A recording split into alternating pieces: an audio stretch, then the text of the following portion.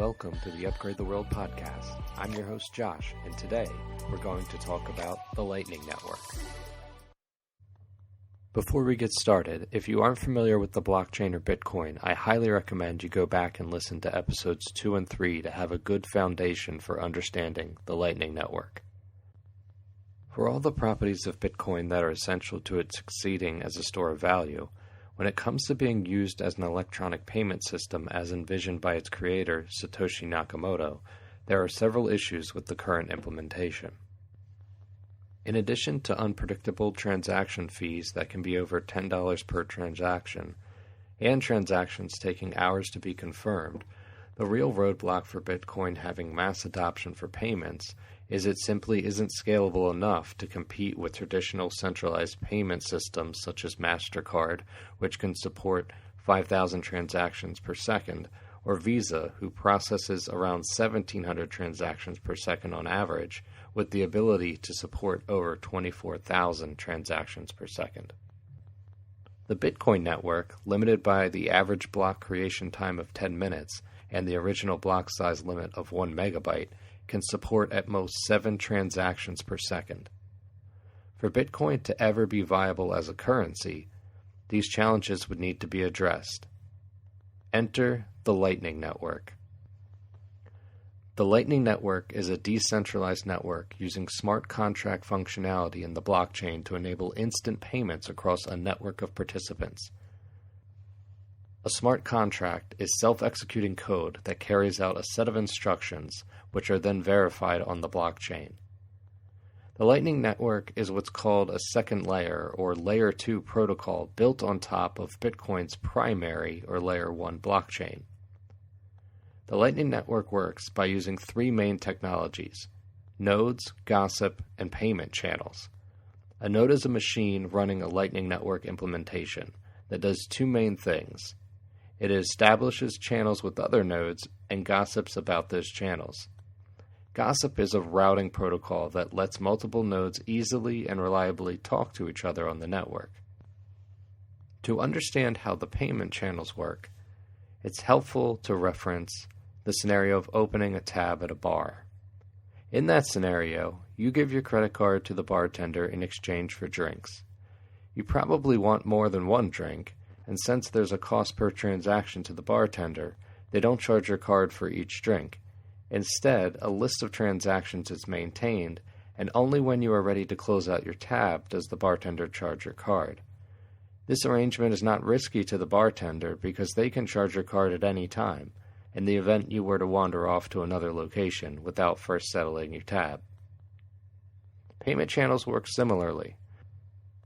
For example, if Alice wants to send Bitcoin to Bob, a payment channel is opened by Alice, and a cryptocurrency wallet is funded by Alice using a funding transaction that is broadcast to the blockchain. The wallet Alice funded is a 2-person multi-signature wallet, which simply means it requires 2 parties to agree before the Bitcoin can be withdrawn. Suppose Alice set a budget of 10,000 sats for the most she wants to pay Bob for drinks in this particular outing at the bar. Alice's funding transaction will contain the 10,000 sats for her and a 0 sat balance for Bob. When Alice is ready to order her first drink, she will send a commitment transaction that grants her 9,000 sats and Bob 1,000 sats, and both Alice and Bob will receive a copy of that transaction and sign it. However, since Alice intends to buy more drinks after this first drink, they do not broadcast the transaction to the blockchain. Instead, they will both keep a running tally of who owns what proportion of the original 10K sat balance, and more transactions can be submitted with Alice buying more drinks. When Alice has had enough drinks, the payment channel can be closed and the final commitment transaction can be broadcast to the blockchain, where it will be confirmed and the transfer of Bitcoin will become final. Suppose Alice is done drinking now, but she's hungry, so she wants some fries from Charlie's restaurant. She doesn't have a payment channel open to Charlie, but Bob does, as him and Charlie transact frequently. Alice could open a payment channel directly with Charlie, but requiring everyone to create channels with everyone else does not solve the scalability problem. It sure would be great if Alice could pay Charlie through Bob's existing payment channel to Charlie. But Alice doesn't know Bob well enough to trust he will deliver her Bitcoin to Charlie. What if Alice sends the Bitcoin to Bob and he keeps the Bitcoin instead of sending it to Charlie? There needs to be a programmatic way to securely facilitate this multi-hop transaction across the network of payment channels. This can be achieved using a hashed time lock contract, or HTLC for short. HTLC works on two concepts: hash lock and time lock. A hash lock is a function that restricts the spending of funds until a cryptographic passphrase known as the preimage is publicly disclosed. A time lock is a function that restricts the spending of funds until a specific time or block height in the future. An HTLC allows parties to transfer funds and execute conditional, time-bound contracts easily, reducing counterparty risk. Now that we understand HTLC, let's continue with our example.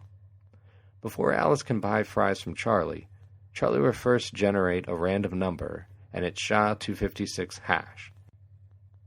Then Alice sends the payment for Charlie's fries to Bob, adding the hash Charlie provided and a stipulation in the contract that for Bob to claim the payment, he must present the random number used to generate that hash. Next, Bob uses his payment channel with Charlie to send him 1,000 sats, adding the same condition regarding claiming the payment. Charlie, of course, knows the preimage and uses it to claim his payment from Bob. In doing so, the preimage is now made public to Bob, and he uses it to finalize his payment from Alice. Using HTLC in payment channels, funds can be transacted from user to user through interconnected payment channels without requiring any level of trust, a process known as network routing. In solving the scalability issues of Bitcoin, Lightning Network has opened up new possibilities. Since Lightning Network handles transactions off-chain, this allows for peer-to-peer swapping of Bitcoin with other compatible cryptocurrencies without third parties through cross-chain atomic swaps. Because payments can be done so fast and cheap, this makes it feasible for microtransactions or small-value transactions, which have a variety of applications. For example, MicroStrategy offers a solution for corporations to manage employee and customer loyalty using the Lightning Network to reward Bitcoin as incentive for things like gaining certifications, meeting daily exercise goals or step count targets, referring new customers, and contributing to the community. Other uses for microtransactions include tipping content creators such as podcasters, and also allowing instant in-game payments in video games.